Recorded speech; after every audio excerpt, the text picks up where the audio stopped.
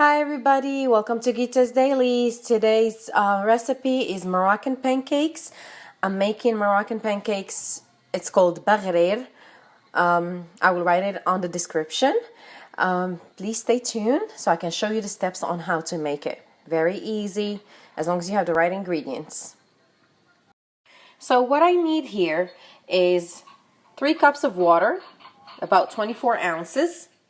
You're going to need here 2 cups of semolina flour, the fine semolina, and 1 cup of all-purpose flour.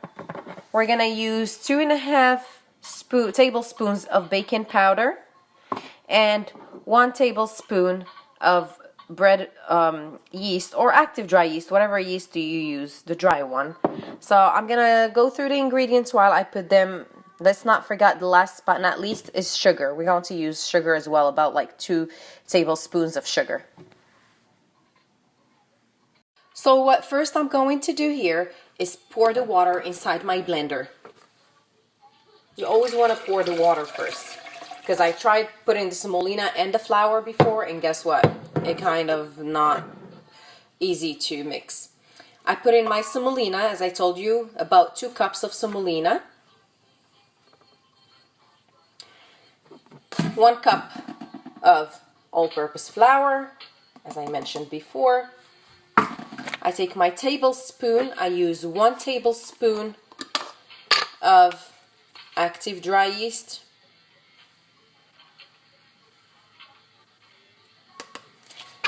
And about 2.5 tablespoons of baking powder. Here I'm going to use only 2 tablespoons, just because I feel like it's too much. And of course, the sugar. I'll put about 1.5 tablespoons of sugar. What some people do also, they use salt. So you can put a pinch of salt, about 1 teaspoon or half teaspoon, it's up to you.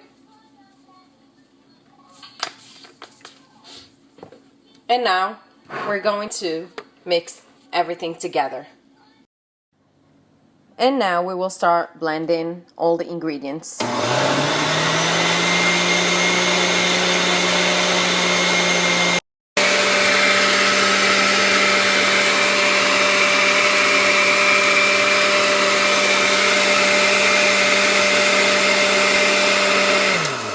I stop, I check on it if it's all mixed, as you can see here. It looks like it's all mixed. I'm gonna run it one more time for like 30 seconds, just to make sure that my mix is really mixed well. And then the trick is, after this, you leave it for 10 minutes aside. You do not do anything with it until you're about to cook it. While my mix is actually on the side for 10 minutes, I put a timer on. I wanted to tell you something about the pan. Your baghrir pan, or I should say pancake pan, Moroccan pancake, needs a pan like this one, like the T-file pans I'm talking about. You do not want to cook anything ever on this pan. This pan is only for baghrir, because if you were to cook something in it for some reason, you would not have the right baghrir, because the right baghrir usually has like holes in it, a lot of holes, which you'll see when I'm cooking it, what I'm talking about. It's not like American, but pancake is not flat. It actually has a couple of holes in it, and that's the right way to do it. If you don't have holes in it, means something is wrong with the mix.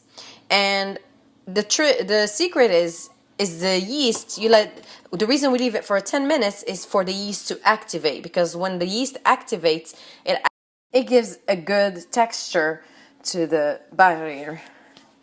Otherwise, if you don't let it activate for enough, sometimes I may leave it longer than 10 minutes. I will try the first baghrir. If it doesn't work, I'll leave it for a few more minutes. The dough or the mix may double in size. Don't freak out. Just because the yeast activates, it makes the dough double the size. So that's fine. Probably your baghrir will look much better.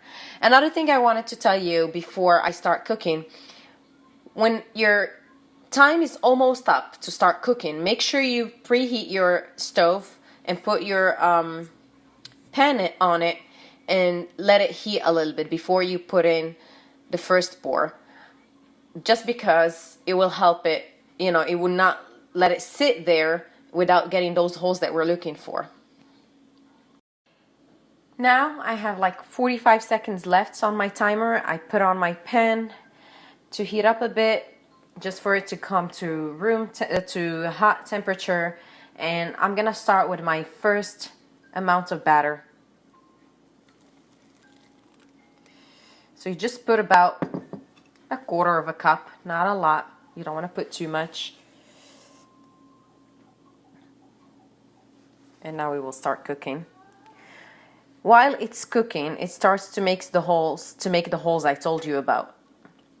And if it makes them, means our dough is, or batter I should call it, sorry.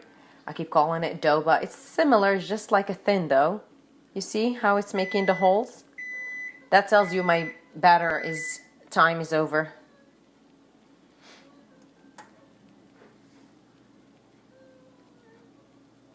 So you see the holes?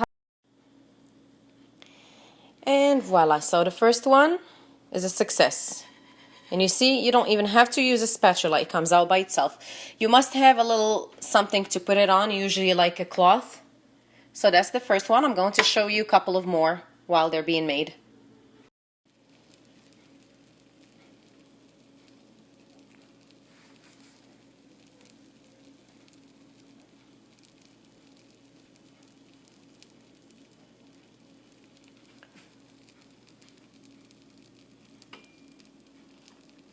You see how many holes? If you don't have this kind of holes on your baghrir, means your mixture is not right. Many people do it and they like, I don't know what's wrong with my baghrir, I don't know what's wrong with it. It's usually how much of, I'm using for this one just because I let it sit for a while. And there you go, it's ready.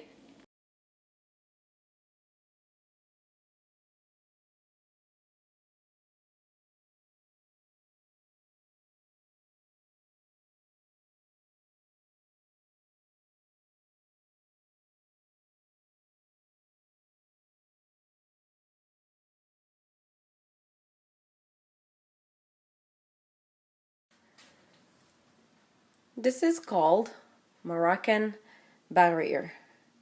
In other words, baghrir means pancake. And this is how it looks like. I'll show you the steps on how to make it. Usually we serve it with honey and butter. We melt a little bit of butter with honey in a microwave and we sprinkle it over and we enjoy it. We'll just roll it like this and then like a burrito and then we enjoy it.